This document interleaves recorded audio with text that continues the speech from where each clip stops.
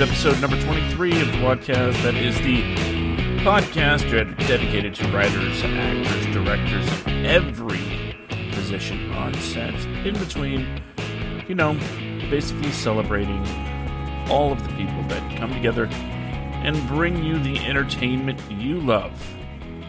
I am Josh, as always, joined by what's-his-face from that place that's not here, Brandon. What's up, Brandon? Survived another week, which, used to be nothing. It's just something you said. I'm surviving. Now it's like, yep, that is an accomplishment.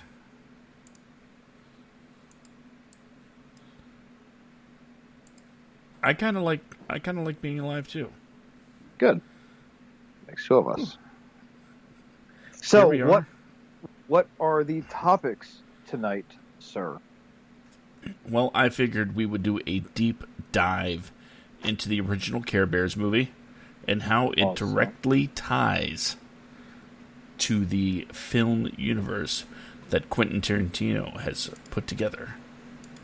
Oh, awesome. Well, I mean, Danielle, you know what? She doesn't listen to this broadcast at all, so I can say this. Grumpy Bear sucks. Too grumpy. Oh, you're sleeping on the couch tonight. She's not here. She's at her mom's house, so I am very much by myself. So, yeah. Now I'm gonna go ahead and shoot a text over, and yeah, you're gonna sleep on the couch. No. Anyway, so seriously though, I'll let for you reals. introduce I was going to tell you what reals, we're going to do. For realsies, whatever. Why don't you go ahead and tell all these fine people what our topics are tonight?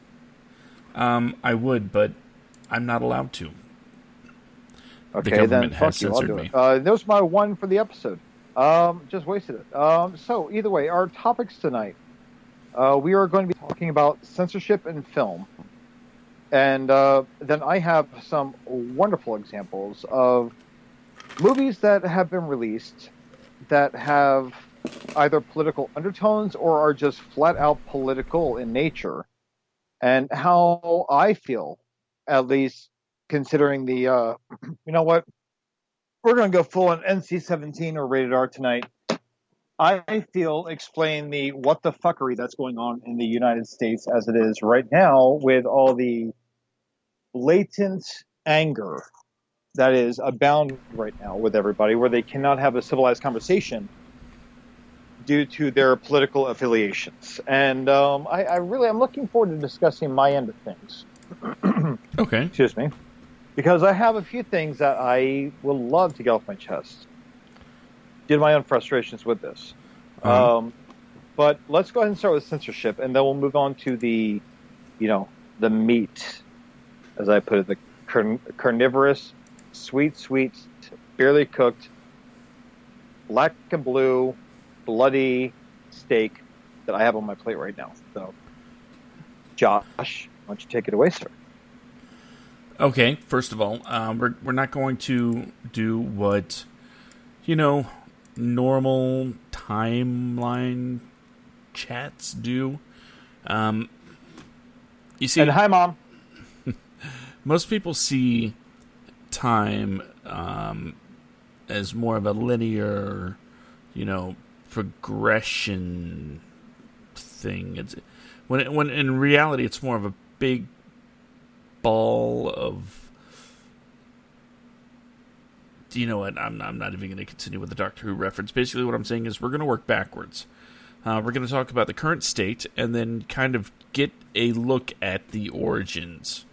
So currently, I'd like to think that in the United States, artists, filmmakers are pretty much left to do almost anything they want. And that actually angers a lot of people. Yep. Especially when it comes to a certain movie that I'm not going to name. Cuties. I'll name it. You had to say it. What I do, man. It's that movie has caused me so much grief because people are really, really upset about it. Understandably upset, but it gets to the point where you go from just, being upset to calling for people to be put in jail. Seriously. Ted Cruz, yeah, I name dropped. Ted Cruz is one of our government officials that said we should open up an investigation into this film. This French film. Yep. And like neither you nor I has ever said Cuties is the greatest movie ever made. Neither one of us have ever said, hey, it's a good movie. But I'd like to think that you and I are on the same page when we say, yeah, it's hard to watch. And that's the thing. Certain things are supposed to be uncomfortable. It's supposed to be something that makes you feel uneasy. That is the purpose.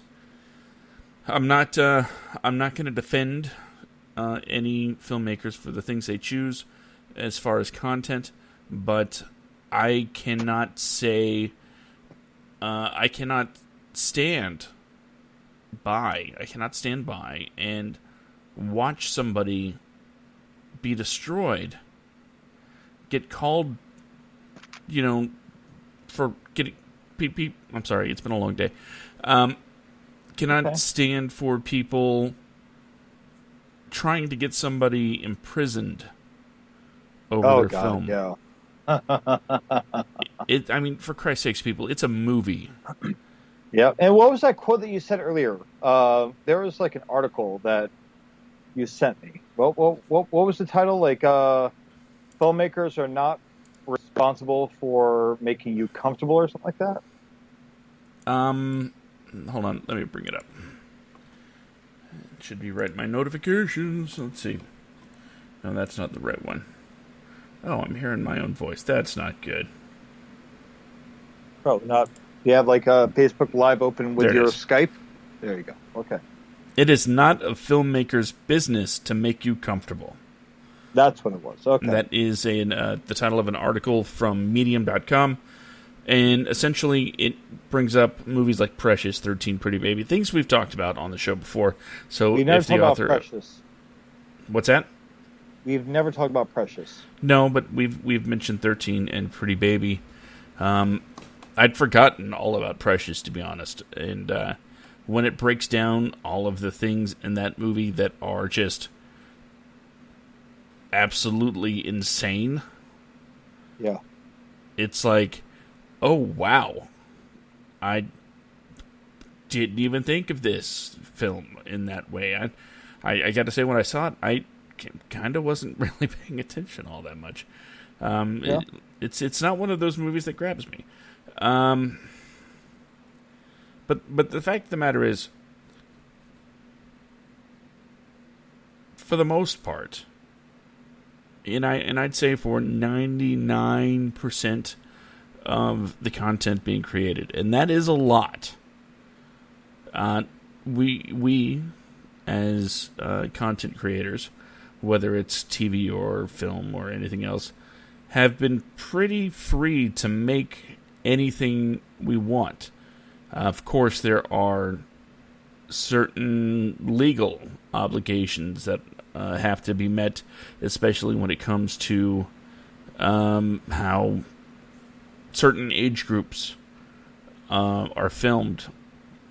But I think, for the most part, even when you have to, focus on really difficult, tough subject matter when it comes to said age groups, everybody is doing a tremendous job policing themselves. And I will include Cuties on that list of people that are doing, fine.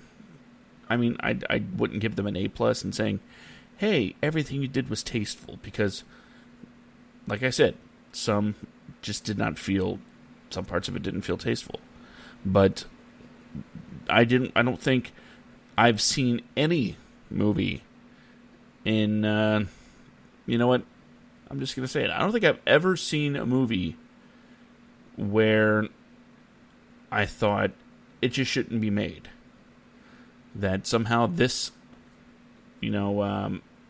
snuck by whoever it needs to sneak by, and I haven't hit that threshold. Of course, I haven't seen and have no intentions on seeing some of the movies that were mentioned on this list, not because, well, I don't know why. I try to keep an eye on movies that appeal to me. See, I get it. I do get it. And the thing is with Cuties, it has drawn a massive divide. And you have, on different ends of the spectrum, you have all different people. Like, this is probably the most divisive movie, well, whatever the hell, however you pronounce it, I'm tired, movie that has come out in years. It's very, very provocative. Mm-hmm. And you have people that, okay, like you and I discussed this one guy, you know what, I'm going to call his ass out, Keith, that was in this movie group on Facebook, that was going around, him and this other guy, Jess, I think it's just Jess, not the one that we were talking about earlier, but a different Jess. I know which one you're talking about. Was going around calling everyone pedophiles that they even thought for an instant that they might watch this film. Because no one wants to see young girls being sexy. And I'm thinking like, yeah, well, no one has called these girls sexy. The only people I can think of that are referring... Oh, sorry. One second. Oh, bear with me. Okay, there we go. The only people I can think of that are calling these girls sexy are men calling other people pedophiles, which to me is no different than, as I said before, as the homophobic guy walking around calling everyone a faggot while they're doing the most homoerotic things to people, to men or young guys, to embarrass them, to show how gay those other guys are. It's no different to me. It's embarrassing as hell. But the thing is, and Daniel just texted me. She's right. I should not have called him out by name, but you know what? He deserves it. There are people that make themselves messiahs of a cause. And Danielle, I'm sorry. I know I probably shouldn't really name names here, but I'm only doing the first names. I'm not doing the last names or anything like that. I remember their last names very well. I'm not going to say it. I'm not going to mention what Facebook group this is in. But most people in this group are very easy to talk to. They're very supportive of each other and their tastes and stuff like that. But you have people that go on this full-on, well, I'm going to do this. Oh, cancel Netflix. Grr. Like, there are films that are horrid, that actually do and have exploited children sexually in different ways, which includes sexual situations as well as occurring child... I don't know if that's the right word to use to follow that up with, but there are sexual situations that also include child-related nudity. There's this movie called The Devils that, Josh, I think I spoke with you about earlier, where there are two 11-year-old children that have a sex scene. And guess what? There is nudity. What I saw to describe this film versus what I saw on the film, what I read in the description versus what I saw, I turned this film off, man. Like, people are talking about like, oh, I'm going to watch Cuties and end up on a list. Like, no.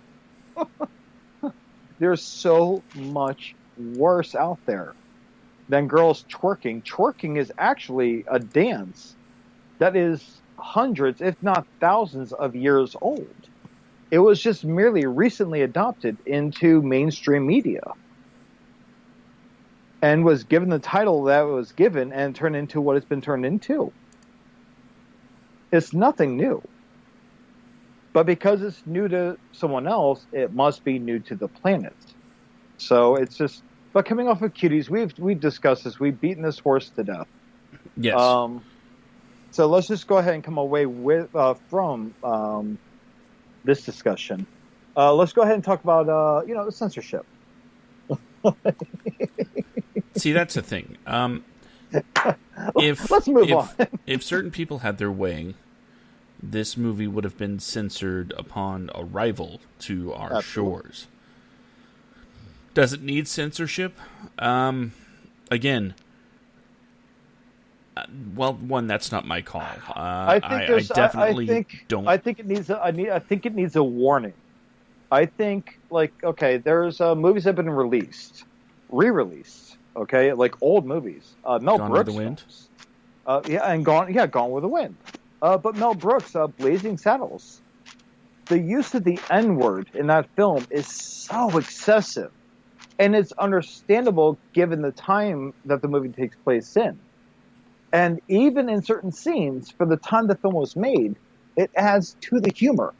I mean, when the sheriff's walking, riding the horse to town, and you have the old drunk up on top of the tower. The sheriff is a nicking. What do you say? I said the sheriff is a nicking. He said the sheriff's near. No, not that, nabbit. I said the sheriff is a nicking. I mean, the way they added the context of it and the time frame, it makes sense that word would be. But it's one of those things where it's all within a certain, I guess, let's just go with context. Bro, I mean, I've had 2 beers in the shop for my Jameson dash here. It's all within reason. And it's not in a way that is taken as we're going to throw the N-word out there to be edgy or anything like that. It was actually a very eye-opening thing. And for the time frame of the film coming out, there weren't many films that came out where they had a black lead. I mean, people can say what they want about Mel Brooks films. First off, the man's a genius. Second, he is a pioneer. Because the only other film that I can think of, and I'm a film buff, but I'm trying to think, but I'm pretty sure the only other film that had a black protagonist in the same era that Blazing Saddles came out, maybe a few years later, was Night of the Living Dead. And I think that actually might have came before Blazing Saddles. I'd have to look. I think it actually did. Living Dead was the 50s, right? Yeah, that was 60s. That was 60s. Blazing Saddles was early 70s, I believe, right? 68. Blazing Saddles was 70. Oh God, mid 70s actually. I want to say 76, but I'm going to check. Well, 74. But still, it's 74. Okay, so yeah, mid 70s. But so I was going to say it was 75, but go with 74. You went with 76. So you know what? We're both right. But it's one of those weird movies that got everybody laughing, and that includes the racists that it was making fun of. Exactly. And that's exactly it. People, honestly, when they saw this movie, they were all laughing. And even when it made fun of all the racists in the beginning of the film, and throughout, where everyone has their guns drawn on the sheriff, and it was make one move and gets it. I'm like, if you haven't watched Blazing Saddles, what's wrong with you? Just after this show, you need to watch Blazing Saddles if you haven't seen it. That's to the audience. I'm telling you, it is definitely a must-watch. But it's just sorry.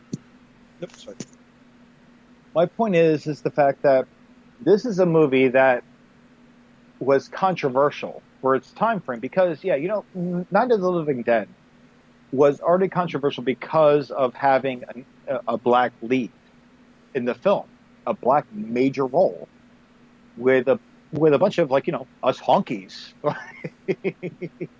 I mean, and this guy kicks some ass too. He beat the hell out of a guy that was just a piece of shit in the movie. and he was a hero. And you didn't see that in these films in that point in time.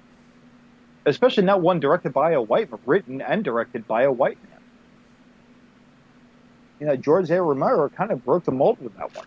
There might have been one that I'm not familiar with. I don't know of it. But, you know, it's one of those things where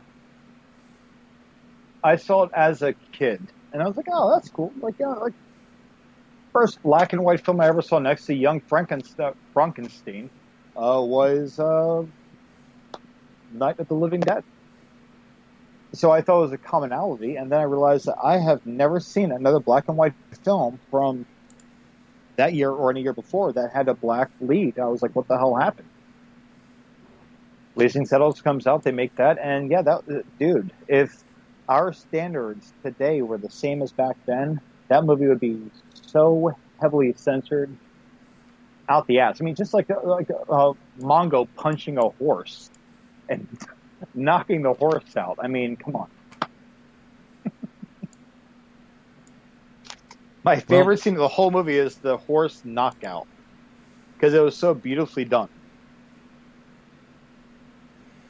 Now we have some comments in the chat. Sean says, dance moms and toddlers and tiaras ran for years and nobody said anything. Yes, you're absolutely right, Sean. Dead right, bud. Also, I think about the producers when it came out, also Mel Brooks. Yep. Holocaust survivors would be as young as their early 30s when it came out. Yep. No, you're absolutely right. Yeah, because like that movie came out also in the oh god, what was that? Like I think like that was also in the 60s, right? No, 70s. Yeah, 70s. 70s. My god, my time frame is so messed up right now. Yeah, producers came out in the 70s, and that was like another great Mel Brooks and Gene Wilder production. And he's right. The Holocaust survivors would have been in their, like, you know, the youngest, the very youngest at that point in time would have been, had they been born during World War II, would have been in their late 20s, early 30s, depending on the date that movie came out. I think it came out after Blazing Saddles. Yeah. So that being the case, yeah, he's right. They would have been like right around the 30-year-old mark. But, and that's another movie. The producers, Springtime for fucking Hitler. Like, I mean, I would say, can you imagine being in that position? Right, you're writing a comedy that has a Hitler musical number, right? Oh my god! It's not it's barely a generation after the war where millions of people were killed in concentration camps.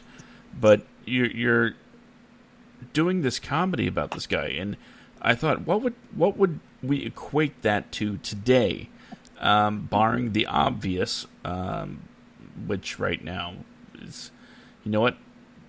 Forget that. Not even going to go there.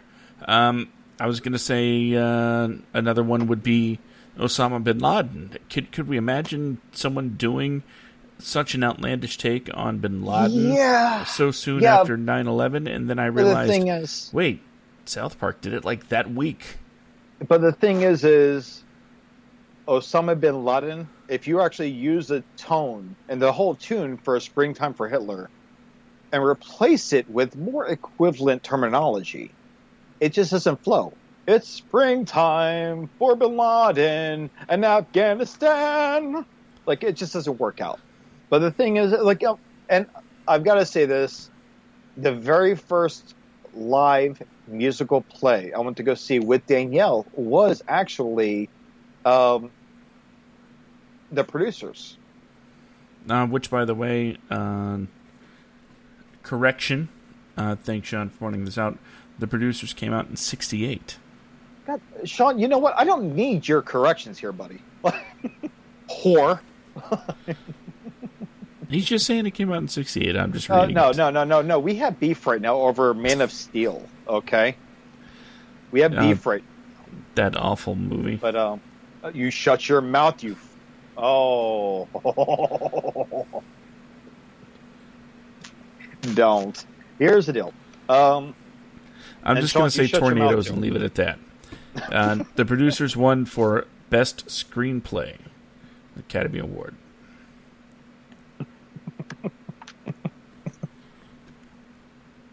All right, so Sean just commented again. I have an idea for a They Live type character who beats the shit out of someone and says, "I just got privileged on your ass."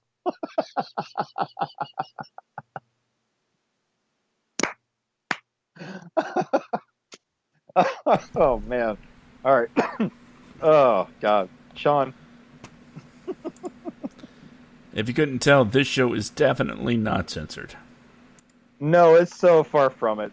This is a no holds barred kind of show right now. So, either way, but the thing is that there's a lot of things that come out, and I think the MPAA didn't actually start getting involved until I think the 60s or 70s is when they started really, because they had censorship before that, right?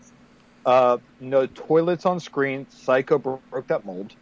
That was the first. I think that was actually the first movie that ever showed a toilet on screen in cinematic history. And people were like, "Oh my God, there's a toilet!" Like, well, yeah, that's where you take a shit. But of course, if I were to say the word shit or ass or anything like that back then, I'd be like, "Oh, he's controversial." You know, one of my favorite jokes from I'd say the World War II era was on the Jello program starring Jack Benny, and it was an exchange between Phil Harris, whom a lot of people know as Baloo from the Jungle Book movie, the original, and I've listened to a lot of old Jack Benny radio programs. That's like my favorite thing in the world.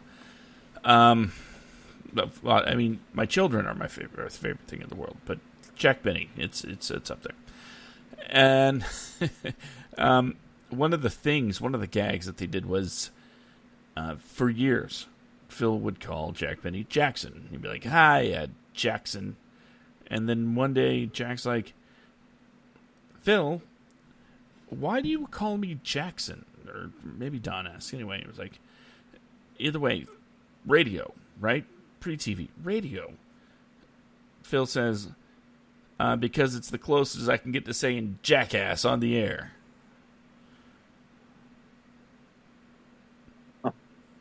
Like we would have gotten along really well back then. It was a moment that stood out for me. Sean mentions the reason I say this is because it came out 23 years after World War II. That ain't long. You're right. 23 years after the war, springtime for Hitler. I can imagine people being just a little more than upset. But when it comes to the history of censorship, the history of government stepping in and doing something about films, there's, I mean, it goes all the way back to basically the beginning. On this article I'm reading from thefire.org, it's called The History of Film Censorship, and it is, well, I don't see a byline on here, so I'm just going to go for it. It starts off with January 1st, 1896. 1896.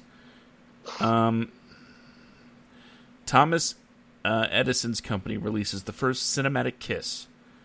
The Kiss, as it's called, clocks in at about 20 seconds and features vaudeville stars Mary Irwin and John Rice kissing. A 20-second film where two people kiss. A Chicago journalist described the film as absolutely disgusting and called for police interference. Yeah. And not much long later, 11 years, April 29th, 1907, Chicago and Detroit give their police commissioners the power to censor films. Nice. New York, in 1908, closed all of their Nickelodeons. It's basically the first theaters. In 1909, cinema has been around for less than 2 decades at this point. And in 1909, the National Board of Censorship is formed. And it's later named the National Board of Review. And it's formed at the request of exhibitors to stave off calls for statutory censorship, financed by the movie industry and staffed by culturally liberal progressives. It never satisfied pro-censorship activists. So basically they're saying, hey, we're going to form this organization. We're going to police ourselves so, the government stays off our back. And in 1911, Pennsylvania adopts first statewide censorship that basically puts together a board to review films before release, and if they deem it, unworthy of release, they will hold it back, which several states, Ohio and Kansas and Tennessee, also begin things of this nature. They want to screen the films before they're released to the public. The state government wants to screen the movies before they're released to the government, so that way if there's anything offensive in it, they can tell the filmmaker to cut it or it won't be released. See, that's messed up. 1915, Birth of a Nation is released and sparks controversy, of course, because, well, it's Birth of a Nation. Yeah. For those that don't know what Birth of a Nation is, look it up. It's, it's a big deal as far as the history of cinema goes, but it's also hugely controversial. In 1915, February 23rd, the Supreme Court ruled in its first film censorship case, Mutual Film versus Ohio. They tried to go after the statutes in Pennsylvania and Ohio, and failed. And that law will stand for 37 years before it's finally changed. Maryland starts adopting those policies.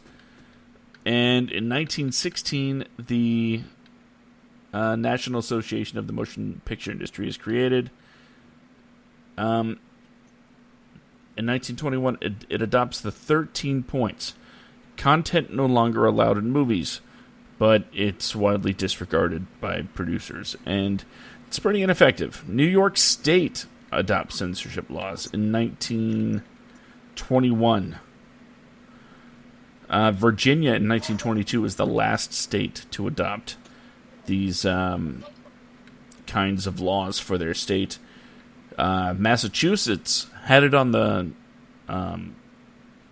ballot, but they said no, don't mess with our movies. Let's see. In 1927, and I'm guessing would be a precursor to the MPAA, there was something called the Don'ts and Be Carefuls published. Will Hayes and the Motion Picture Producers and Distributors Association published the Don'ts and Be Carefuls. Basically a list of topics movie producers should avoid. And, reading these things, it blows my mind, right? Yeah. That these things, government regulated, up until 1927, when the motion picture industry started self-regulating in a more strict way. I'm just going to go ahead and read the Don'ts and Be Carefuls, the 11 points. These things shall not appear in pictures produced by members of this association, no matter what, essentially. Number 1, pointed profanity by either title or lip. This includes the word God, Lord Jesus Christ, unless they be used reverently in connection with proper religious ceremonies. Jesus Christ. Yeah, exactly. So Hell, go ahead. Damn God, and every other profane and vulgar expression expression, however it may be spelled. So even if you're like, my name is Phuk, you can't use it. It was going to be feck, not fuck. There you go. Or fuck. Any licentious or suggestive nudity in fact or in silhouette, and any lecherous or licentious notice, therefore, by other characters in the picture is not allowed. So, sure, no nudity, right? Yeah, no ankles either, because that was like the hot shit back then. No nudity and no inference of nudity. So, I wonder if that includes, some might not be wearing any clothes under those clothes. Could you imagine if these people were alive when Austin Powers 2 came out? Or Austin Powers 3, even better. Back when Mini-Me was like inside of his thing in that silhouette, and like you see like that the hand dick come out and toss him an apple. Like, we weren't strict enough. Like, oh my God, these whippersnappers today. Of course, I don't know if whippersnappers. No, okay, go ahead. I'll stop. Go ahead. Number 3, the illegal traffic in drugs. I can think of like 100 movies that would be canned immediately. Yeah, only legal traffic is okay. Illegal traffic, nope, don't do it. Legal traffic, cool. Back then, heroin was still used as a treatment. So, and whiskey came in coolers in an office. But yeah, a couple of these I find funny. Tell us more about how we're sinners today.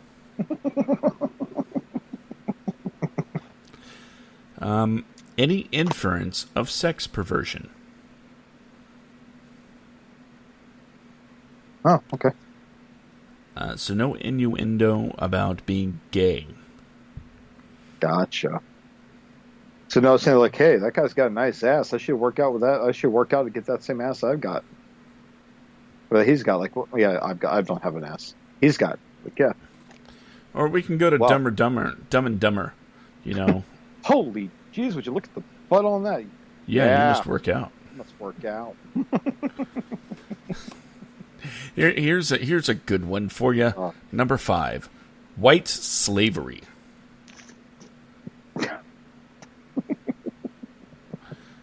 Can't have white folk being slaves. Blackface and oh mammy is okay, but God forbid there's a white guy being a slave. Wow. Yeah. Well, nobody would ever believe that. Yeah, that never happened. Jesus Christ is a white man. Brandon? Oh, what? Oh, Sean. Or they couldn't say he's a Nancy for the other team. I'm going to use that. Like, what are you, a Nancy for the other team? Huh? Number 6, miscegenation. Do you know what that is? God. What is it? Miscegenation.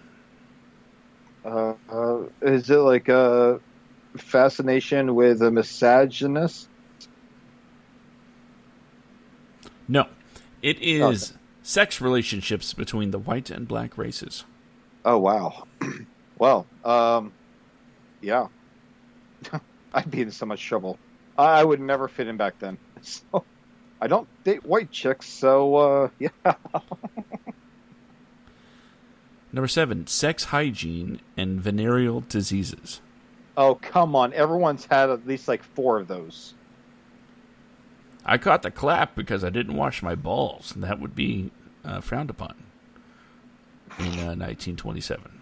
Been there. Penicillin, some other stuff. Yeah, it's not a good time. Go ahead. Scenes of actual childbirth, in fact, or in silhouette.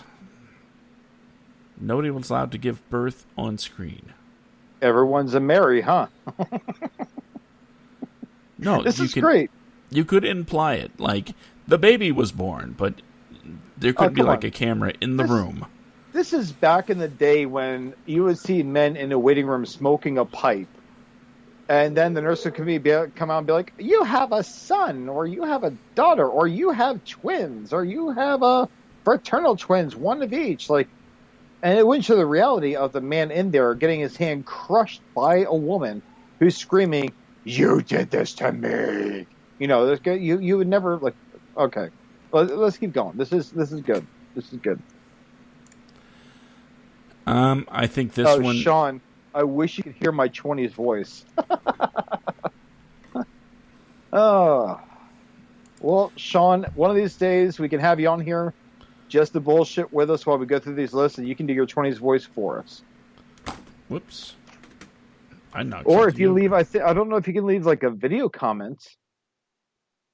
I don't know if you can do that on these, but you're welcome to. I think with a live broadcast, I don't think you can. It'd be awesome though. But go ahead. What else? Number 9. Interesting that it's separated from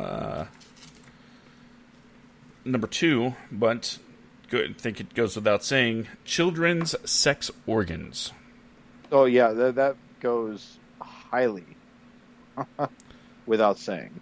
It's like number 2 is like no nudity or suggestions of nudity, and number 9 they're like, let's reiterate, especially children. It's like, okay, then cool. You know what cracks me up with that though is the fact that back then, yeah, banned, no good, no bueno. We get it, I understand that. That's one thing on this list I don't find absolutely stupid and asinine. Oh, then you're gonna hate number 10. Well, just give me a second. It's like we went from that to a period where, okay, well, now it's okay to do this, to a period where now, like, people are like, well, no, that's not a good idea. It's been like that for the last, like, 25, 30 years, where people are like, no naked, little toddler dick bouncing around on screen. But we've progressed. That we went into like, oh, well, yeah, like, we can show this. And then we went right back to, no, it's probably not a good idea. It just fascinates me. Like, it's like, I don't know. But go ahead. What's the next one? The next one, considering its proximity to number 9, really makes me giggle. Okay. Number 10, ridicule of the clergy. Oh, come on. You cannot ridicule the church in movies in 1927. Why not? You can't put that next to like the no child nudity. I mean, we all know how the Catholic Church works. Come on. It's like they're saying, number 9, no naked kids because of number 10. Yeah. Save all the naked kids for those in number 10. Okay, go ahead. What's next? And no offense to any Catholics listening. The final one, there's a quick list of 25 points that we don't need to, expand on. I'll just breeze through. But number 10, willful offense to any nation, race, or creed. Okay. You're not allowed to be overtly racist. Well, that's that. I would say it's a good thing. Yeah, but even after this, I'm guessing you got to put into context what people thought was offensive back then. And apparently a lot of racist things were not offensive. I mean, after all, it was the white people making the decisions. That's not racist. And whatever race or creed is watching along is like, oh, no, of course not. While of course secretly going, man, that is some racist shit. Yeah. Because 1927, if you weren't, straight white male, you didn't really have a say in anything like this whatsoever. So that's the 11 don'ts and be carefuls. There are some other subjects that are, as they put it, and I'll just read it. And be it further resolved that special care be exercised in the manner in which the following subjects are treated. So basically, these are subjects that have to be treated very carefully. And I'm just going to breeze through this. The use of the flag, international relations, arson, the use of firearms, theft, robbery, safecracking, dynamites, blah, blah, blah. Brutality and gruesomeness, murder, smuggling, oh my God. hangings and electrocutions as legal punishment for crime, sympathy for criminals, attitude toward public characters and institution, sedition, cruelty to children and animals, branding of people or animals, the sale of women or of a woman selling her virtue, prostitutes. That happens all the time at bars these days anyway, so it's cool. Rape or attempted rape. And first men night too, scenes. still. Yeah. Man and woman in bed together. Deliberate seduction of girls. Interesting wording there. The institution of marriage is a subject that has to be treated very carefully. Surgical operations, the use of drugs, titles or scenes having to do with the law enforcement or law enforcing officers, and finally, excessive or lustful kissing, particularly when one character or the other is a, quote, heavy. Okay. Well, like a fat person? I think a bad guy, maybe? Well, I don't know what a heavy means. Like, hey, kiss her. She's good looking. The fatty in their corner, give her a peck on the cheek, walk away. That shows you're in a relationship. No one's to see that. Like, that's how it sounds. Especially with a heavy. But okay. In 1930, the MPAA came about. I'm just going to try and get through the rest of this.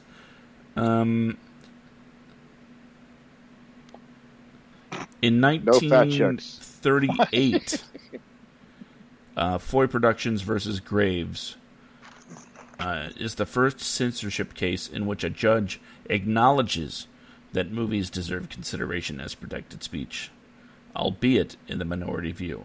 So, 1938, it slowly started turning that films might be protected under free speech. Okay. In 1947, Howard Hughes challenges film censorship. United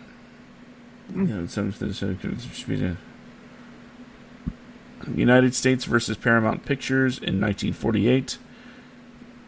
In the United States, the Supreme Court orders Hollywood production companies to begin divesting their theater ownership to prevent monopolies, which, by the way, was just, I believe, overturned within the last month. Yay! So, film companies can start owning theaters again. Good. Let's see. In Burstyn versus Wilson, the Supreme Court considers, and this is 1952, if New York can ban the Italian film Il Miracolo, released as The Miracle, due to sacrilegious content. The film features a woman who believes she was impregnated by St. Joseph. The case comes up about a year after the Legion of Decency denounces the film as sacrilegious and demands that it be banned. The court overturns Mutual versus Ohio, placing movies under the full protection of the First Amendment. However, this ruling does not overturn film censorship if carried out under a narrowly drawn statute. So, the 50s, mind you, this is going on, over 20 years now, that films are basically being held hostage by state governments as far as their content goes. The Supreme Court criticizes Ohio's use of the term harmful and New York's use of immoral and superior films versus Ohio to justify film censorship, with only a short. It leaves many questions. I'm looking for something a little more definitive when it comes to. Well, I mean, let's just leave it at the fact that people were like absolute prudes back then. No matter how much were and like how much they practiced infidelity or beat their wives or whatever. Like, I mean, it was just a very, I don't know, do as I say, not as I do kind of time. Hollywood's always been dirty. There's no change in anything in Hollywood at all. It's just these people are just, I don't know.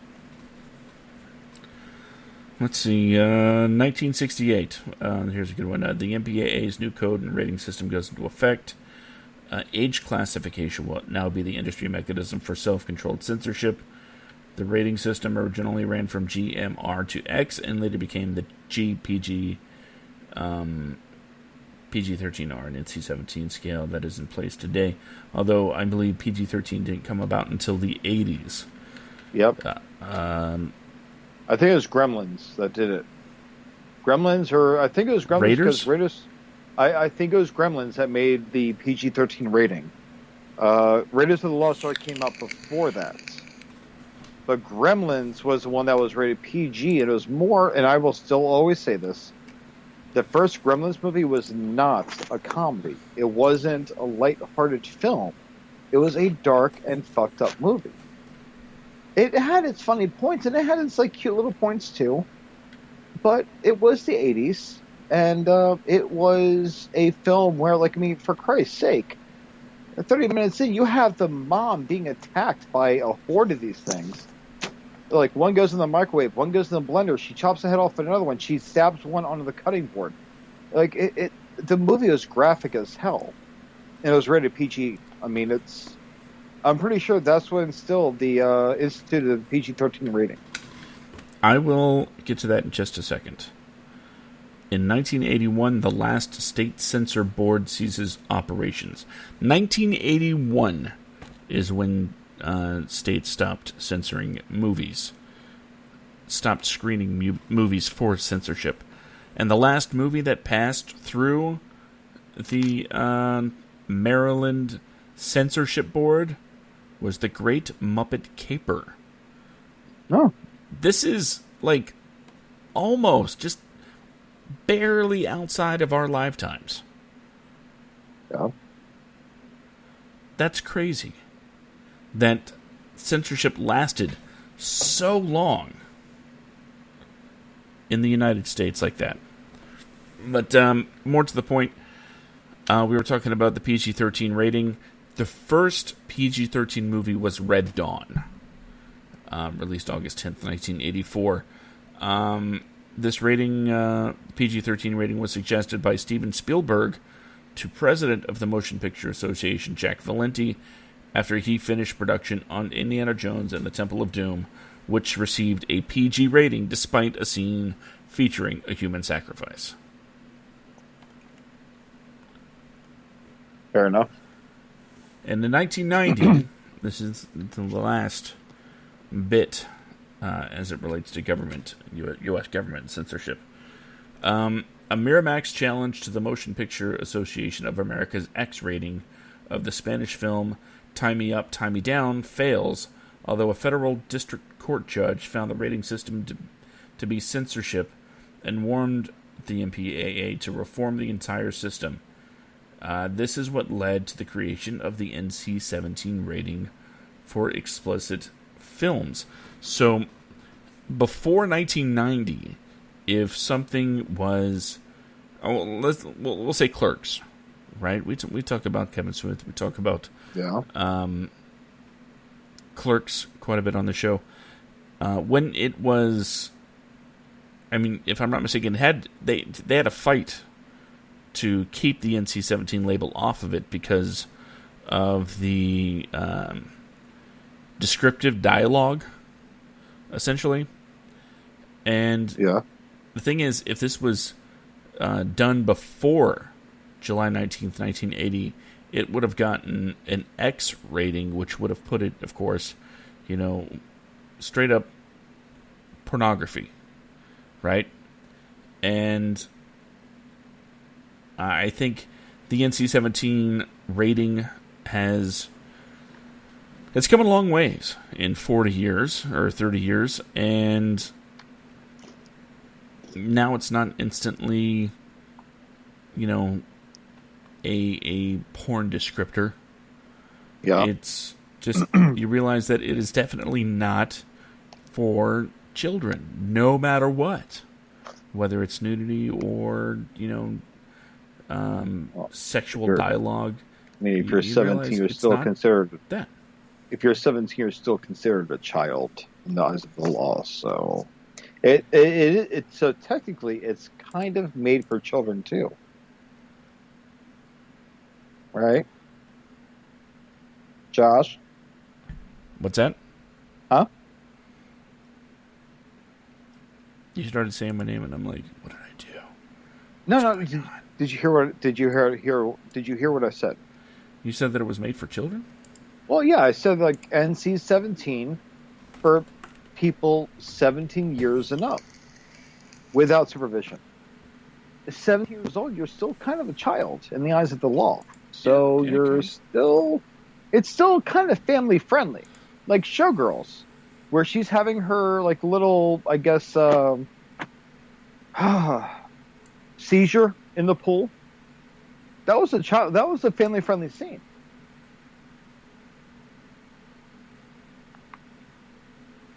Jessica from Saved by the Bell. What happened to you?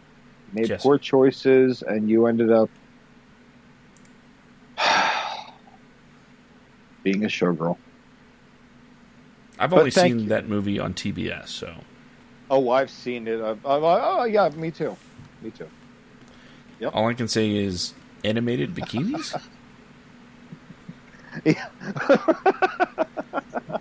Right? Oh, my God. All right, so is that what we have for the censorship aspect of tonight's show? Or? Yeah, that is the history of censorship, where it's come from, and kind of where it's at now. We started the whole thing off with that.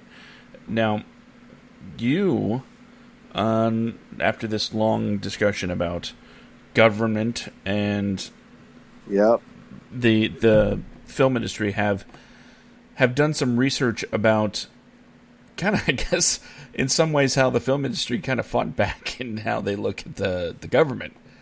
Well, it's not so much research. It's like it's a list of movies that I've watched personally. Excuse me. A list of movies that I've watched personally that I couldn't help but notice over the years at how they kind of, I don't want to say mock governments, but they're movies that come with warnings, and some of them are excuse me. Some of them are adaptations of written work, whereas others are more original. Okay. So starting off, and there's no film that I can think of firsthand that discusses any kind of like politics and the dangers of blindly trusting a government more than V for Vendetta. It's based off a graphic novel. It is vastly different from the novel. The character V is absolutely just batshit crazy, psychotic in the graphic novel, whereas in the movie, he's actually very sympathetic. He's a victim that got turned into a monster and knows exactly what he is and what he's out for. But so pretty much the entire movie, and it talks about restricted rights, censorship. It talks about so many things that with the chancellor, blackbagging people who do things or say things that he disagrees with. They're dead. If there's music that he doesn't approve of, like in the opening scene when he blows up, what was it? It wasn't Parliament. When he blows up Parliament in the beginning, it was to classical music, and that specific entry was immediately banned. So it's one of those government overreach films. Clockwork Orange. I mean, it discusses aversion therapy, which preludes into it being a totalitarian society. Once again, government overreach. It's he's not just an experiment; it's been done before. It's a treatment. So this is pretty much them trying to keep people in check. And I think throughout the movie, any thought of violence made him sick to his stomach. like for the rest of the film. Moving on, you have RoboCop. Now, people watch RoboCop. I love RoboCop. Peter Weller did a great job. It's one of my favorite sci-fi films. It's Verhoeven, right? Huh? Yeah. But with that, it talks about police corruption. It talks about like industrial decline. It talks about corporate greed, and it talks about pretty much I guess consumers being oblivious to things. I'll buy that for $1. Exactly. It just buys into all these topics, and these are things that you don't think of when you see the movie, because it's just a pretty solid sci-fi action flick about a guy that's killed and gets brought back as a cyborg, and most of the movie is him struggling with his life in what it is now, as well as where he is and what, like, now that he's just a piece of property. He's no longer a name. He's a barcode. So you move on to Demolition Man. First off, Demolition Man predicted quite a bit, and very accurately so, about the world as it is today. The fast food wars are still raging on. Oh yeah, and I'm sorry. Like, this is actually, I just saw this, Sean. I'm sorry, buddy. I really am. I just noticed that Sean said, like, about the whole Gremlins thing. That noticed that the kid who sold the dad the Mogwai in the on the down low wasn't in the sequel. No, he wasn't. It was just the old man that died in the beginning. But yeah. Sorry. I just want to acknowledge you, Sean. I'm sorry I didn't see that comment, so I apologize.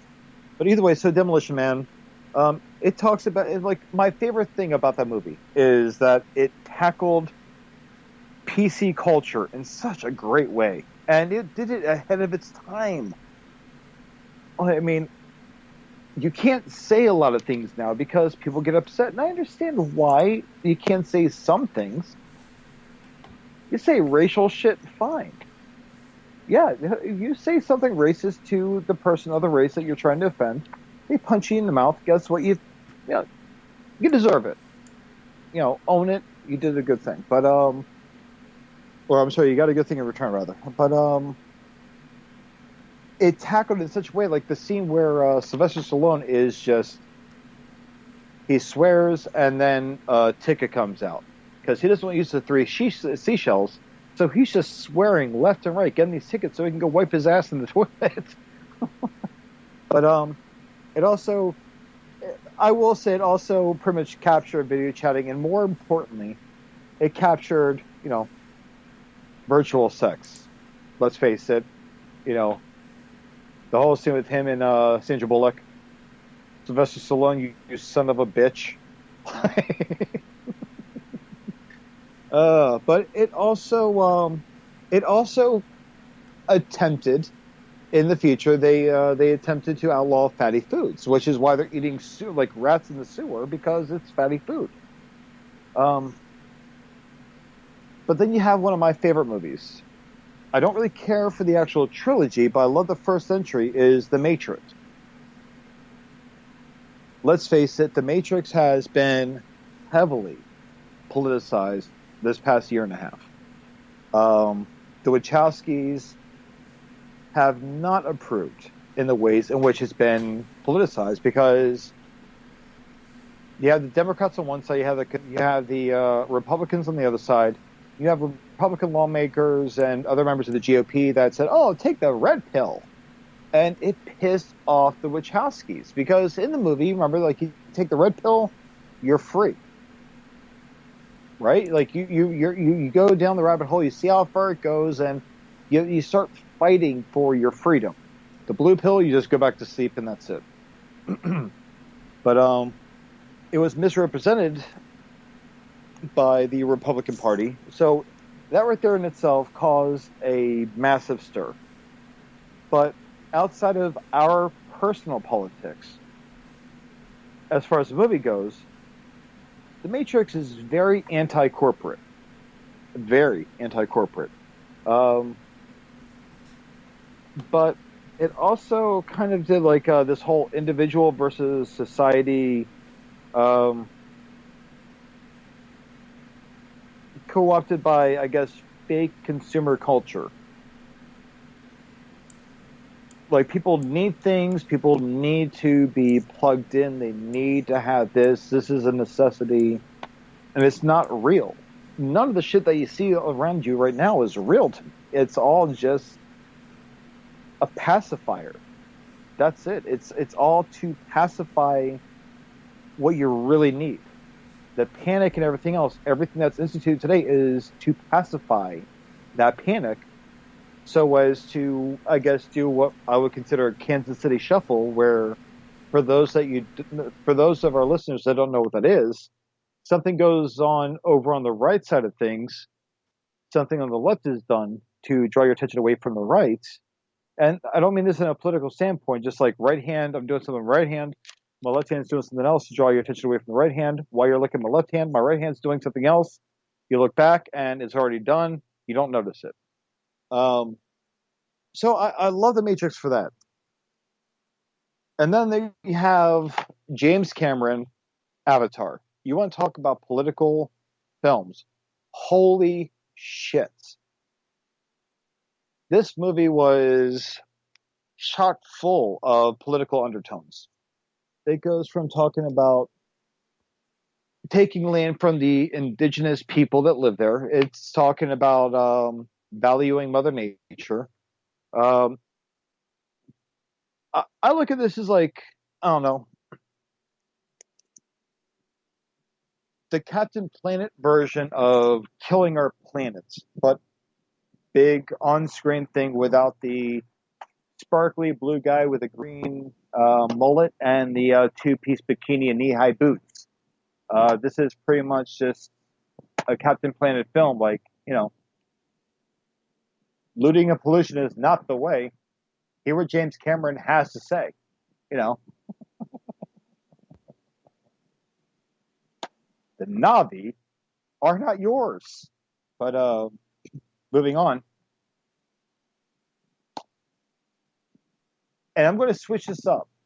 I'm going to step away from politicized movies to a very politicized TV show. And not just any TV show.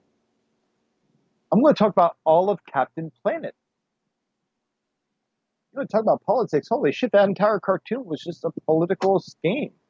That was back in the early 90s, I believe, where recycling was the key to saving the planet. And I believe in recycling. But this movie, every single thing about this show, everything about it was just straight up. It talked about fossil fuels. It talked about biohazards. It talked about everything you can think of. But it was very politically driven. In fact, I believe the guy that ordered the TV show was the head of he was very much involved with recycling. So they made a TV show centered around saving the planet. And again, a very politically driven TV show. I mean, hell, there's even a politician that's a bad guy in the series. But outside that, I will say this, my favorite movie, I'm going to go back to movies here. My favorite movie that I cannot stop comparing to the world today, Idiocracy. Fucking Idiocracy. A guy with the most average intelligence in the military and a hooker get frozen and wake up 500 years in the future. And in this future, wow, Josh, that's getting pretty. There you go. Okay, sorry, that was getting a little loud there. In this future, people are stupid. All the dumbasses on the planet reproduced, and the smart people have died off. For Christ's sake, they're feeding plants Gatorade because because it's got electrolytes, which is what plants crave. They think water belongs in the toilet. You don't drink it. You need Gatorade. So the guy has this high level of intelligence, and he becomes the president of the United States because of how smart he is. Everyone else is pretty much mildly mentally retarded or mentally challenged in some way compared to him. I mean, Christ's sake, the most successful show is Ow My Balls. And there's a movie that is nothing but an hour and a half of people's asses farting. I kind of see that happening in the world right now, like at least starting off. And every time I see the movie, I'm like, oh, hey, cool. I'm so happy this is a documentary now. But I don't know, you have a lot of these films where you have people that fight each other. Like, let me rephrase this. They fight a tyrannical government.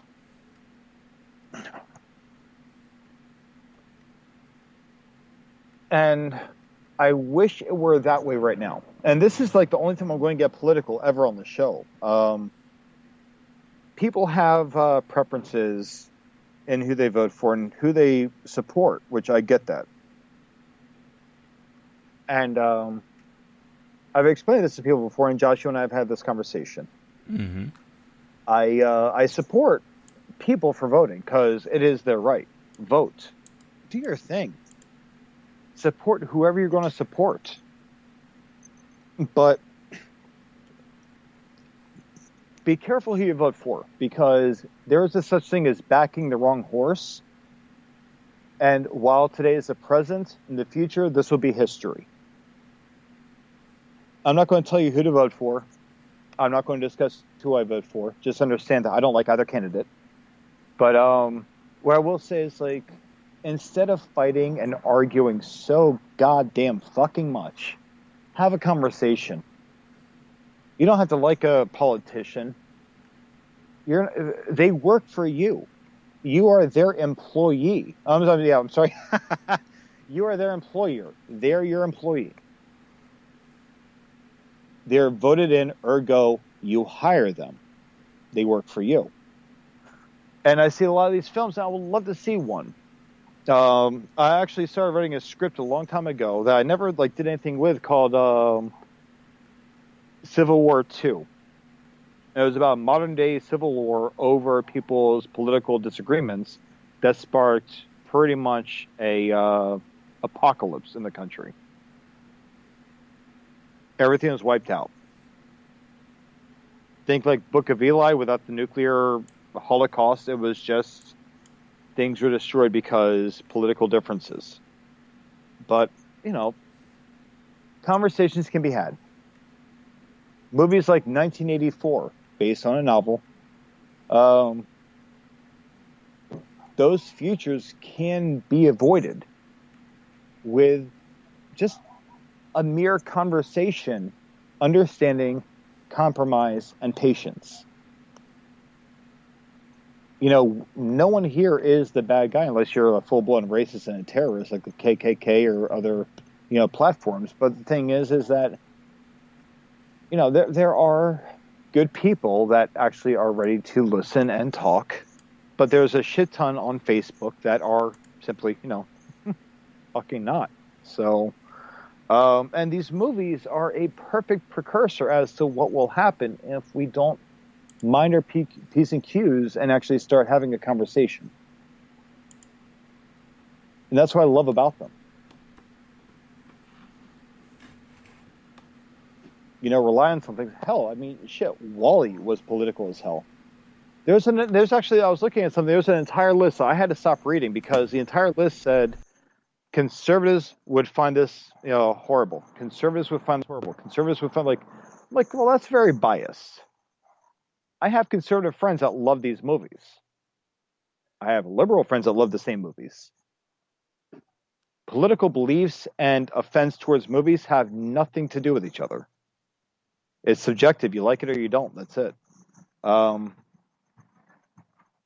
So when I was sitting down earlier working on this, I decided, what the hell with it? I'm going to make my own list based off what I find to be political, and that's where I came up with my list from. So Do you have anything to add to that as far as political movies, Josh? Like anything that you can think of that would actually kind of be construed as, like, I guess, political in nature, or like not even in nature, just like undertone? Star Wars. That was actually on my list. I took it off. That is so political. No, it is. It is, but it's too easy for me. I mean, fuck, man. Palpatine and all that stuff, Darth Vader. I mean, the whole movie, the uniforms were very closely designed to resemble uniforms from the Nazi Party.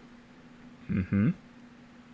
I mean, that's one thing people don't really seem to, like, I don't know how many people realize that, but the Star Wars uniforms from the Empire were used to mimic that of the Nazi Party.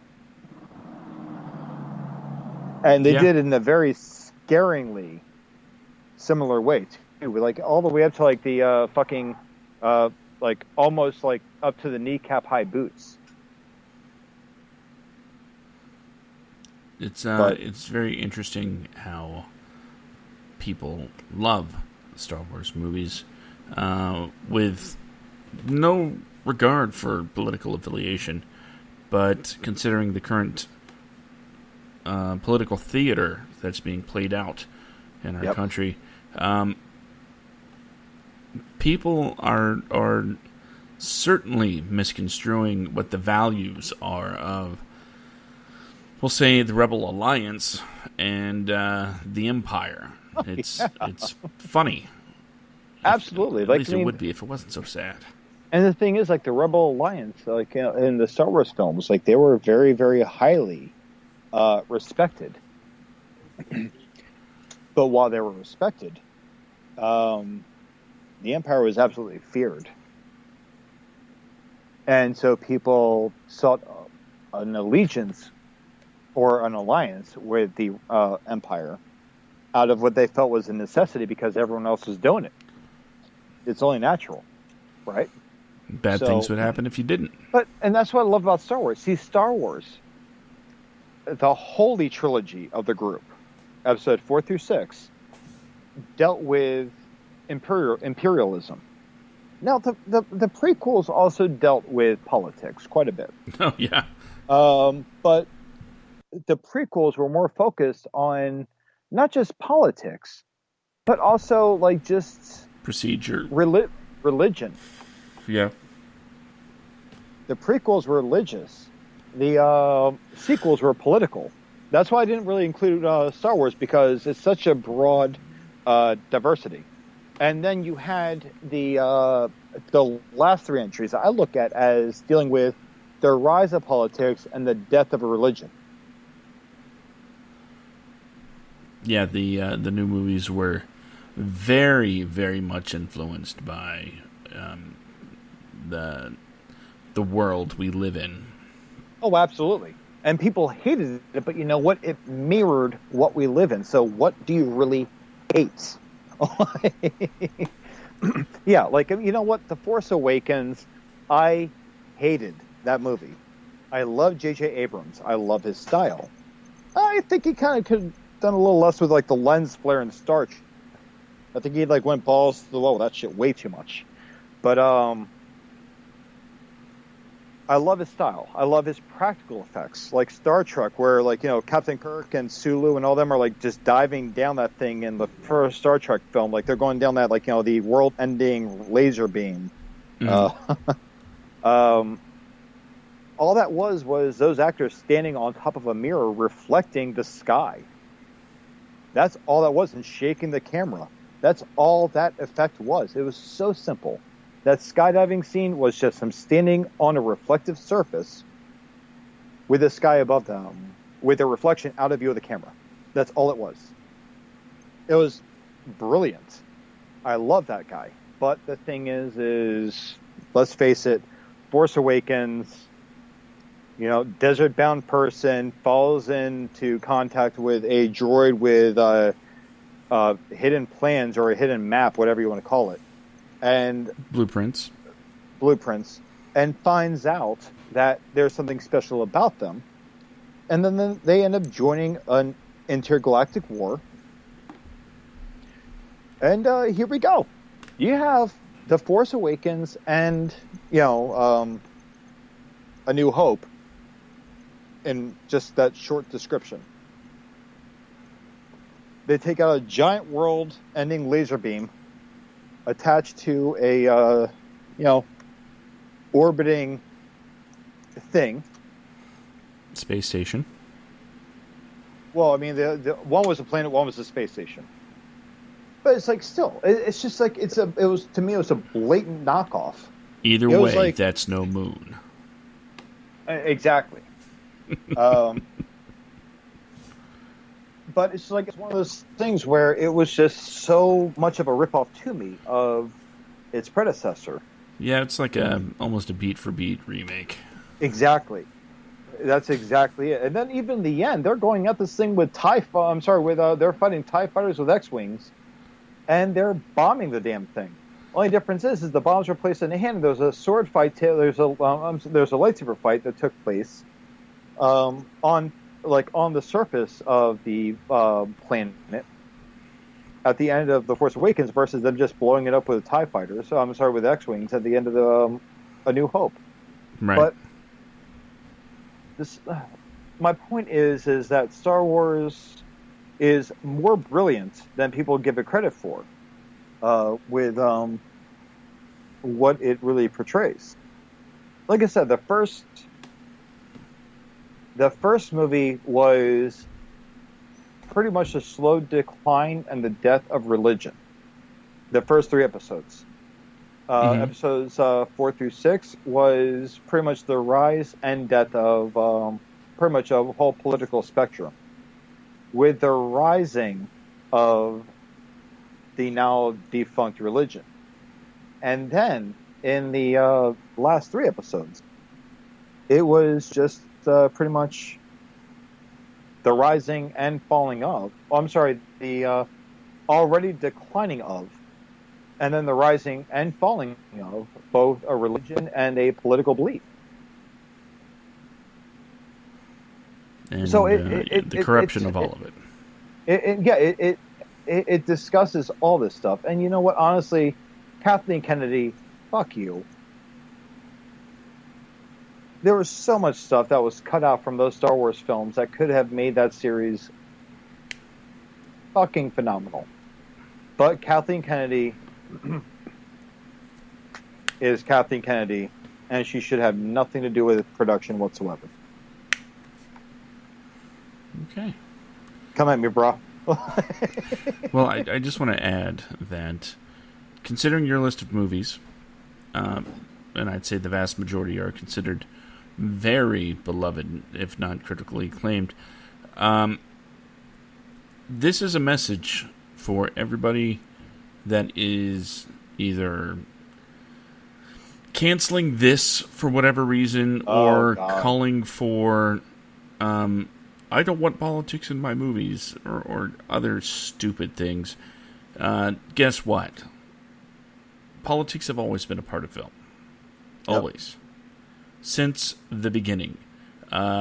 Whether you recognize the real story that is being presented to you or not, whether or not you understand what the term subtext is, politics has always been there. And if you want to take politics out of films, if you want to take any kind of political elements out of films, I would highly suggest you just remove yourself from watching films entirely, because 1, it's not going to happen, and 2, any calls for it.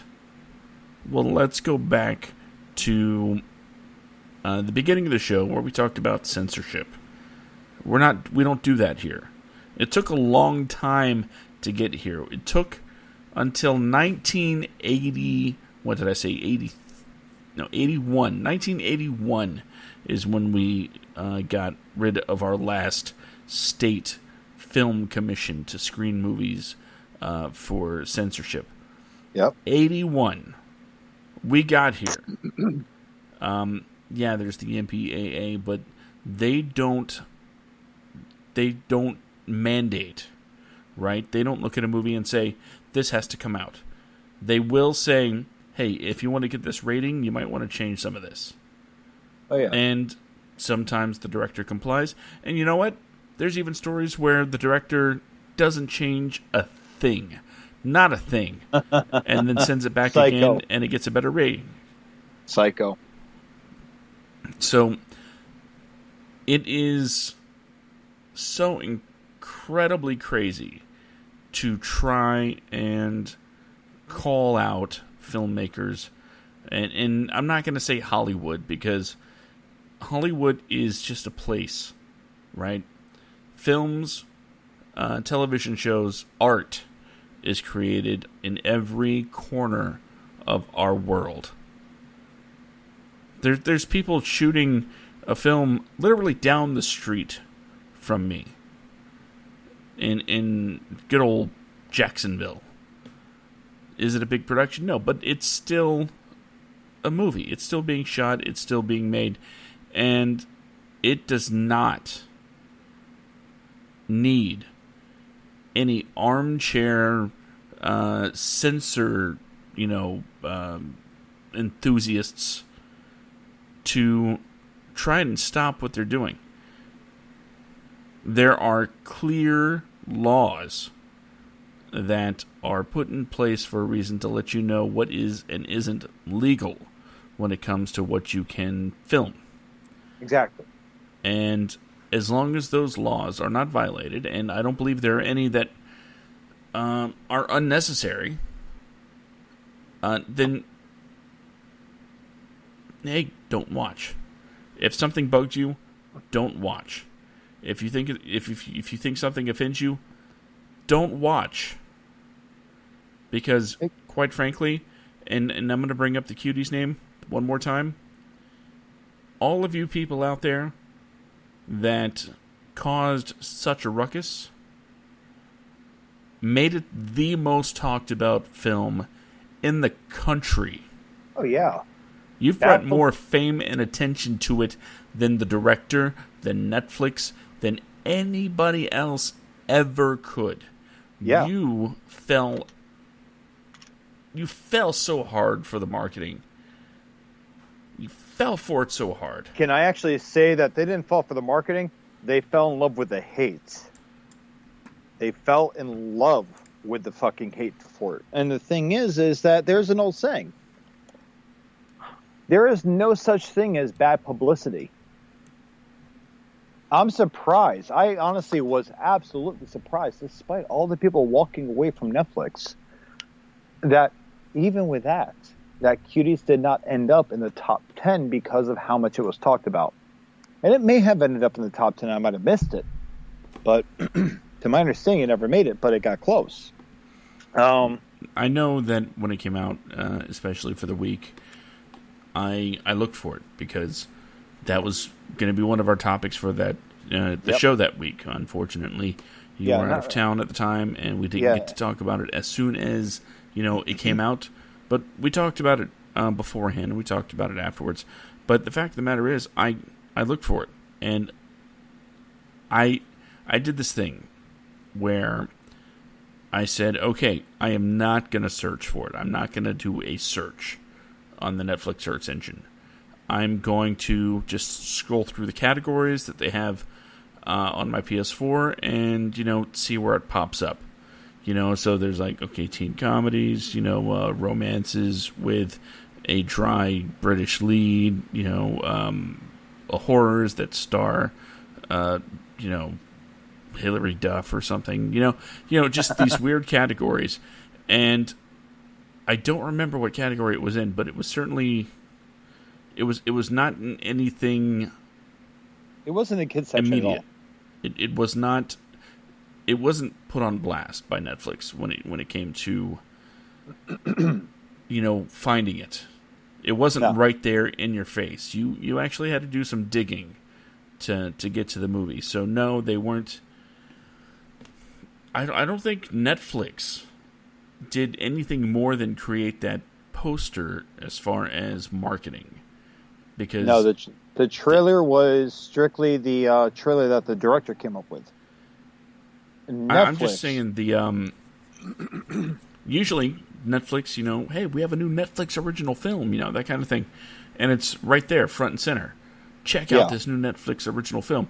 It was not pushed to the front. It was not anywhere unless you went looking for it. No, what I'm saying is, like, Netflix, what they did was they came up with the poster, and then they came up with, and the poster wasn't photoshopped. I did some digging. The poster was very much real stills of the girls being photographed, which I don't agree with them being photographed the way they were photographed. I understand why they were photographed in that way. I don't agree with it. Now, the thing is... directly taken from the film. Was that still from the film? Yeah, those are all shots from the movie in the final sequence. I'll be honest with you, like I said, I turned my head away from the screen so many times watching that movie, it was ridiculous. But the thing is still, my point is, Netflix came up with the whole joining a twerking contest, which was not the film. That was not what it was about remotely. Like a dancing contest, yes. Twerking, no. In the dancing contest, no one else in the whole scene was twerking. That was these girls, under the guise of the lead actress, her character, that felt like this is what they had to do to be grown women, to be taken seriously as adults. Because even in the film, they lie about their age to try to look older for boys to impress them.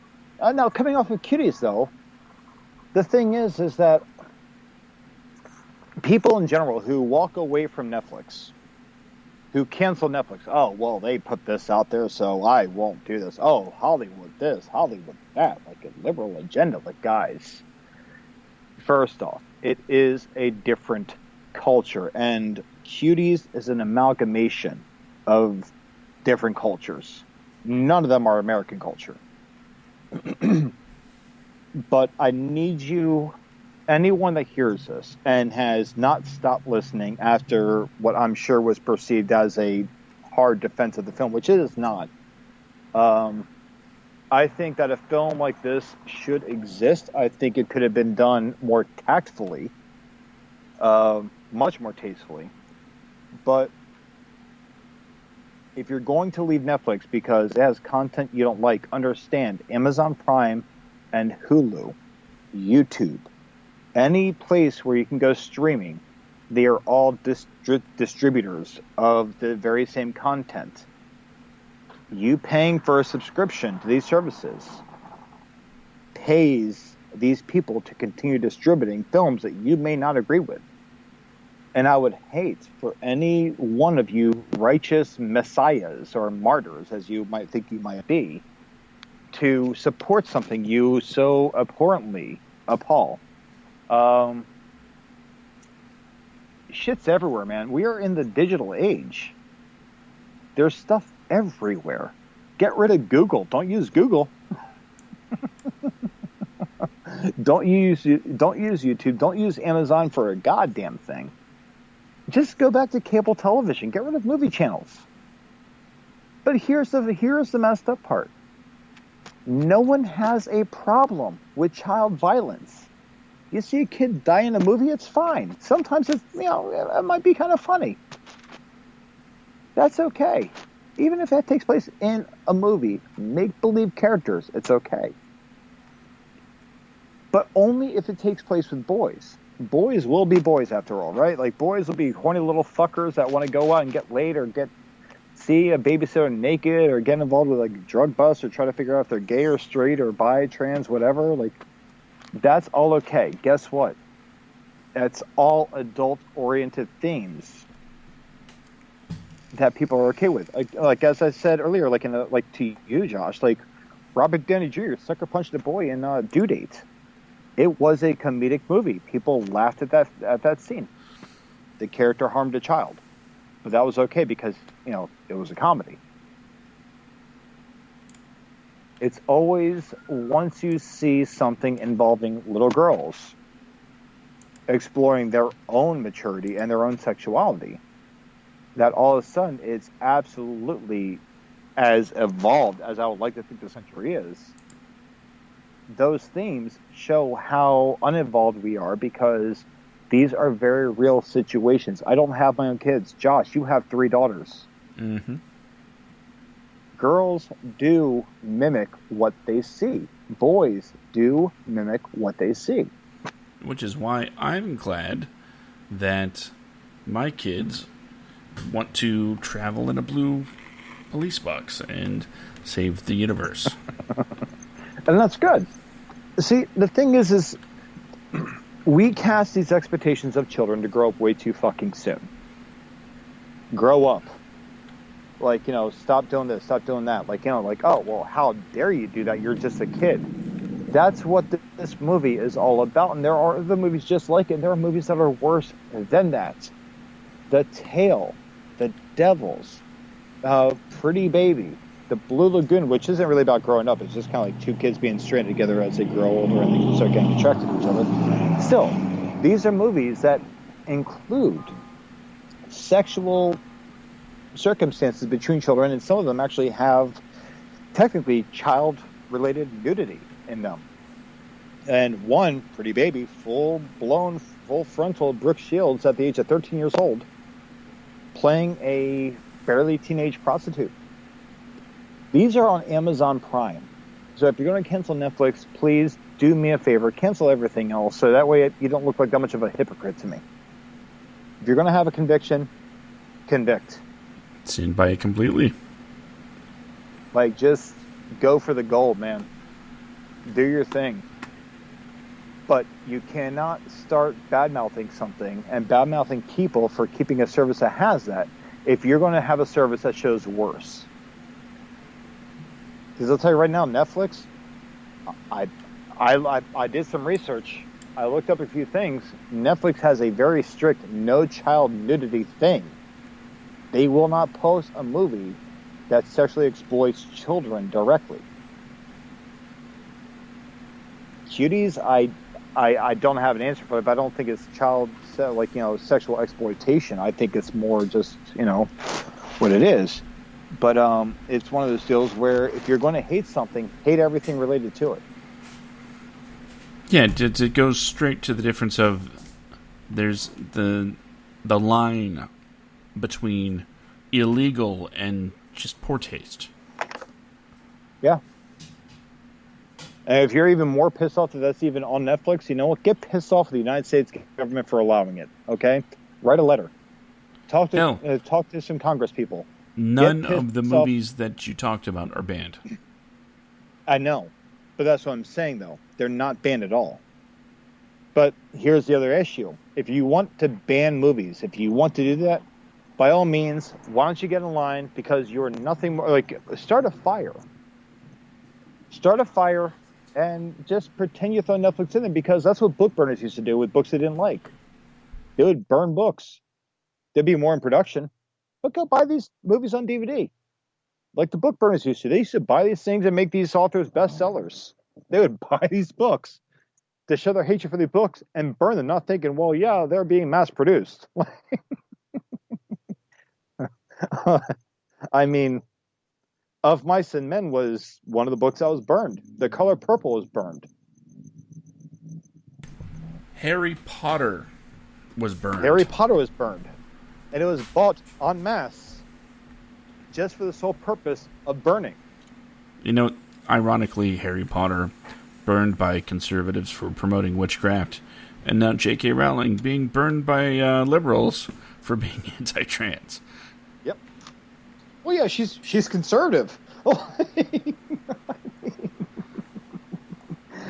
Like, guys, how much do you hate yourselves here? Like, come on. Either way, that's all I got for tonight. That's all. I'm going to stop there. I'm pretty much done with my pointers for tonight. So that's my politicization in films that are out today. So. Okay, then I'm going to end it on this note. Okay.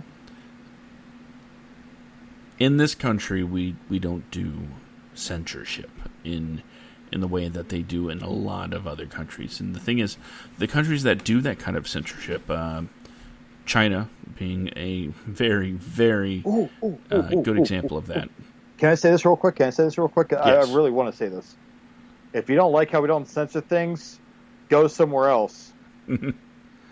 That's all. Okay. I couldn't help it. Okay. Hold on. I'm gonna get back in my. Okay. China's a good example of a place that has very highly censored movies. The government gets final say on the cut that gets shown to the people. And here's the thing. This is the United States of America, and we do a damn good job, for the most part, of self-policing. So it is our personal responsibilities, first and foremost, to police what we watch ourselves. And we have a responsibility that if we don't like what we see for whatever reason, to move on, change the channel. Don't pour money into it. Fine. That's fine. But the fact that some people believe that there should be some sort of government role in censorship, I cannot wrap my head around that. We know the rules when it comes to what can be filmed and what can't. And it is a filmmaker's responsibility not to make you feel comfortable, but to push the envelope. To make you think, to make you feel. Say what you want about the Marvel Cinematic Universe, but if there's one thing that happens when I go see a Marvel movie, I feel something. If there's one thing that happens when I see, an indie film, I feel something. Because that's Justin, the we're talking purpose. about you, Justin, we're talking about you with relish, buddy. Yeah. And Peter Butter Falcon, and also with Funny Boy. But go ahead. Movies are made to elicit a response emotionally. And if your emotion is anger, that's your right. You watched it, you gave it a shot, you decided, wow, this really pissed me off. And unfortunately, we do live in a time where everybody is on an almost equal platform and can be heard. Because whether I like it or not, I don't believe in censoring people that want to censor things. Because First Amendment, we can say what we want. Now, of course, that comes with its own responsibilities, but I'm talking about just for the pure sake of conversation, movies here. If you think a movie's terrible, you're allowed to say it.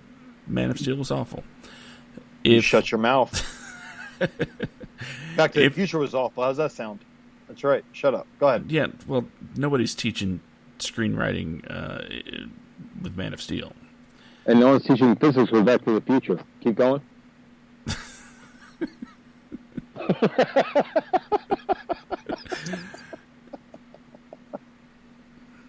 But the too long didn't read version, we don't do censorship of our films or pretty much anything. Yeah, we have a cancel culture in effect right now due to in some cases extremely offensive people saying extremely offensive things, and in other cases somebody saying something mildly offensive and people just going way overboard with their reactions. Either way, it's a thing. But we've talked about that ad nauseum too. Yep. What I'm you know what, I'm gonna go ahead and start the music and get to my No, I can't do that just yet. Crap. Let's do it. I'm just gonna make it a part of the final message of the night when the music plays. So we're just gonna go ahead and do the end of the show stuff. Brandon, you like to be on places and get banned from them every once in a while. Where can people find you and find us on the IG and Facebook? If you're talking about Facebook, my sentence is up on October 4th. But if you guys want to follow us on Facebook, you can follow us on the WADcast, facebook.com/the WADcast. And then you can keep up with our shows and our updates and what we're going to be doing there. And we also occasionally post things on there that are good for filmmakers or screenwriters, stuff of that nature. But you can also find me on Instagram, us on Instagram, under instagram.com/the WADcast. But you can find me on Instagram under bjaxman82. That's BJAX as an X-Men. But instead of X-Men, it's X-Man. The number's 82. That is my profile. Formerly a man. Yeah. Add me. I'll add you back, maybe. I don't know. And I just got involved with Twitter, but I don't know my handle. I think it's You Can't Ground Me. I think it's my Twitter handle. But I don't have much on there, so don't even follow that shit. Just Facebook, Instagram. We're good. That's all. Josh, what you got? Well, you can follow me on Twitter, always, at SkitComic, SKITCOMIC.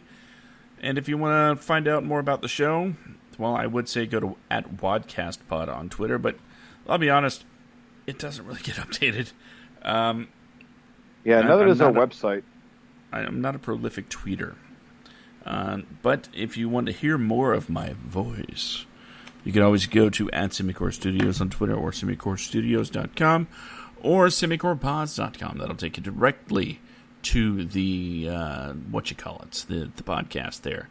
And if you're someone that's, listening a little bit later maybe, and, you just want to chillax, download the episode and let our dulcet tones ease your mind.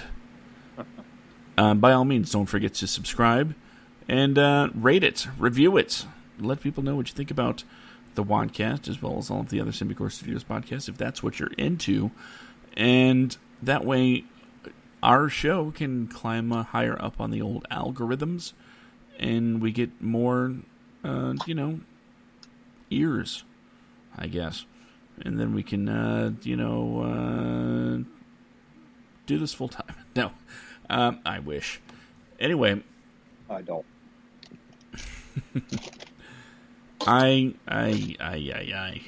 Other stuff. Cinema du Fromage, when Thursdays, IndieRadio.org, Facebook, follow the Facebook group, Semicore Studios. No, it's a fan page. See, I'm tired. I usually nail these plugs, and tonight I'm just all over the place. And I think part of it has to do with the fact that we, in my opinion, did a really good show tonight, and that's just uncalled for. We actually put out a lot of great information, a good history lesson, and quite frankly, I'm ashamed of ourselves. Well, I said fuck a lot, so we got There's that. At least we kept the professionalism low. But it was still there, and we got to work on that. We're not those guys. But as I was saying before, see, I'm every week as the show ends and the music plays, I give a little message, and usually it hits, it's an inspiring message. So I'm just going to say this: the art you want to make it. The only thing standing between you and your dream is you. You are your biggest critic, but you also need to be your biggest supporter. Don't think twice about what other people think of what you're making. Just do it.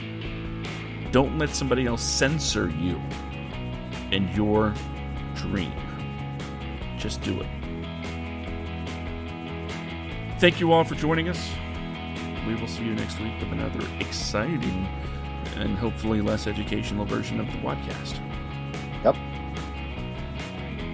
Say goodnight, Brandon. Good night, Brandon.